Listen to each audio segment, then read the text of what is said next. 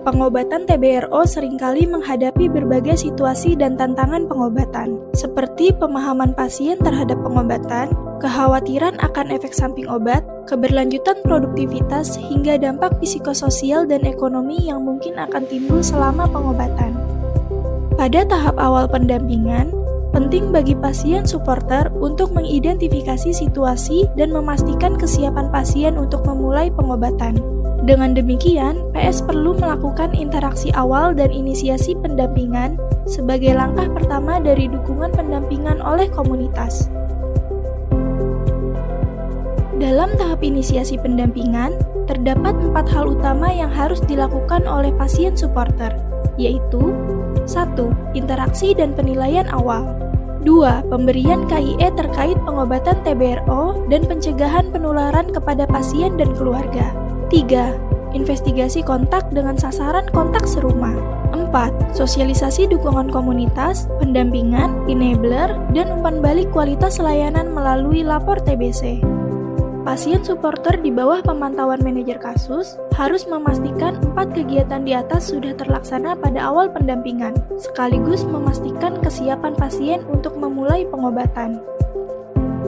Setelah menentukan alamat domisili pasien, PS bersama petugas TB Puskesmas melakukan kunjungan rumah pasien.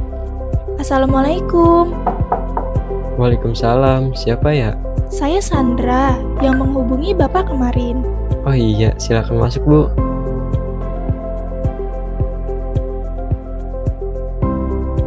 Terima kasih Pak telah bersedia menerima kunjungan kami. Terima kasih juga kepada Ibu yang sudah bersedia mendukung pengobatan Pak Hasan. Hari ini saya datang ditemani Bu Hani selaku petugas TB dari Puskesmas Panarung. Perkenalkan, saya Sandra, pendamping pasien yang bertugas di wilayah kota Palangkaraya sebagai mitra dari Puskesmas Panarung dan Dinas Kesehatan setempat untuk pendampingan pasien TB. Selain itu, kami juga bertugas untuk menyalurkan bantuan transportasi atau enabler kepada Bapak yang akan diberikan setiap bulan ke rekening Bapak langsung atau keluarga. Saat ini, saya ditemani oleh Ibu Hani, petugas dari Puskesmas Panarung. Kedepan kami akan mendampingi Pak Hasan beserta keluarga selama Bapak menjalani pengobatan TBRO. Iya Pak, nanti Mbak Sandra yang akan membantu saya untuk mendampingi Bapak selama pengobatan TBRO. Oh iya, Bapak tidak perlu khawatir ya, karena seluruh data dan informasi terkait pengobatan Bapak akan terjamin kerahasiaannya dan hanya akan kami gunakan untuk kepentingan pengobatan Bapak. Oh iya, terima kasih sudah ada yang membantu dan memberikan dukungan uang juga. Saya juga bingung ya, kenapa bisa sakit seperti ini. Jadi, Bapak belum tahu mengapa bisa sakit TBRO. Boleh diceritakan kepada kami apa yang Bapak ketahui tentang penyakit Bapak saat ini? Sandra, Bu Hani, dan Pak Hasan kemudian berbincang untuk proses penilaian awal untuk mengidentifikasi pemahaman pasien serta potensi dukungan dan hambatan yang akan terjadi selama pengobatan. Pertanyaan diajukan sambil berbincang ringan dengan mengacu pada formulir penilaian awal. Sandra dan Bu Hani bertanya dengan kalimat terbuka dan mendengarkan jawaban Pak Hasan secara aktif serta penuh empati. Baik, Pak Hasan terlihat sangat bersemangat untuk sembuh ya Pak. Namun sepertinya Bapak masih khawatir dengan efek samping obatnya.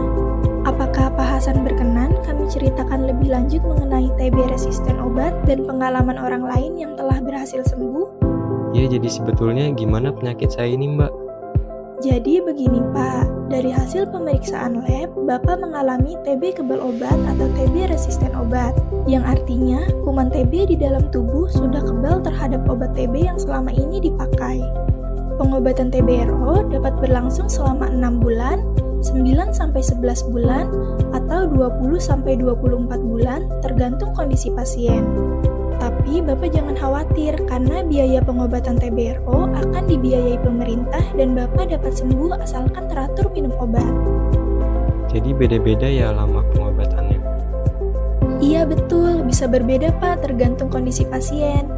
Maka dari itu, setiap pasien harus periksa terlebih dahulu di RS layanan TBRO agar obatnya nanti sesuai dengan kondisi Bapak.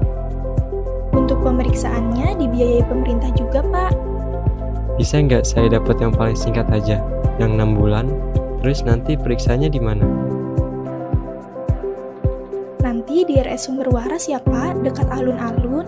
Nah, untuk lama pengobatan, nanti dokter yang menentukan Pak, mana yang paling cocok. Karena setiap jenis pengobatan punya kriteria yang berbeda-beda. Oh iya, Pak Hasan dan Ibu juga bisa download aplikasi Lapor TBC. Di sini ada informasi lengkap mengenai TB. Jika Pak Hasan dan Ibu ada keluhan terkait layanan, juga bisa dilaporkan ke sini. Nanti ada tim yang menangani. Oh begitu, makasih informasinya Mbak. Tapi waktu saya periksa di RS-nya apakah bisa ditemani ya Mbak Sandra? Bisa Pak, sudah kewajiban saya untuk mendampingi. Kira-kira Bapak bisa kapan untuk datang ke RS Sumber Waras? Kayaknya lusa Mbak, hari Kamis jam 8. Besok harus izin ke tempat kerja dulu. Sandra mencatat tanggal yang dijanjikan Pak Hasan untuk pemeriksaan baseline. Selanjutnya, Sandra melanjutkan ke tahap investigasi kontak. Oh iya, terakhir ini Pak, yang tinggal di sini ada siapa saja ya? Boleh bantu dipanggilkan sebentar? Ada saya, istri, sama anak. Selamat siang, boleh tahu nama dan usianya, Ibu dan Mas? Saya Lia, 60 tahun. Ini anak saya Arman, 28 tahun. Baik Ibu Lia dan Mas Arman, apakah ada gejala batuk? Kalau saya tidak ada, tapi kalau Arman ada batuk dan demam udah semingguan. Tapi udah beli obat demam sih di toko obat dekat sini. Sandra melanjutkan investigasi kontak sesuai pertanyaan pada formulir 16K. Identifikasi tanda dan gejala TB juga dibantu oleh Ibu Hani selaku petugas puskesmas. Jadi begini Bu, Mas Arman dan Ibu termasuk kontak serumah yang sering berinteraksi dengan Bapak.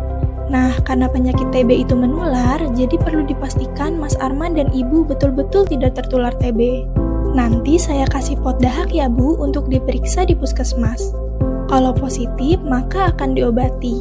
Kalau negatif, nanti akan menerima terapi pencegahan tuberkulosis atau TPT. Iya Bu, nanti di puskesmas akan kami periksa dahaknya. Ini saya berikan pot dahaknya untuk Ibu dan Mas Arman. Bisa dikeluarkan dahaknya besok pagi setelah bangun tidur ya. Jika sulit, bisa minum teh manis hangat dulu atau loncat-loncat kecil supaya dahaknya keluar. Besok jam 12 siang saya ambil lagi pot dahaknya ya untuk diantar ke puskesmas agar diperiksa.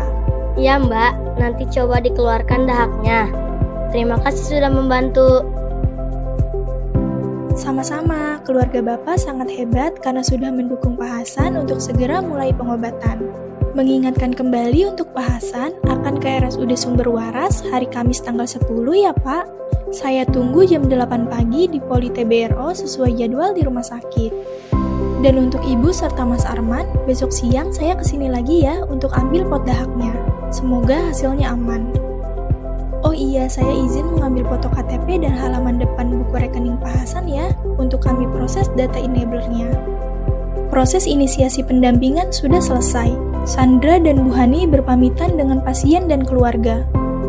Setelah melakukan tahap inisiasi pendampingan, maka selanjutnya yaitu PS melakukan pendampingan saat proses pemeriksaan baseline dan persiapan memulai pengobatan di rumah sakit layanan TBRO.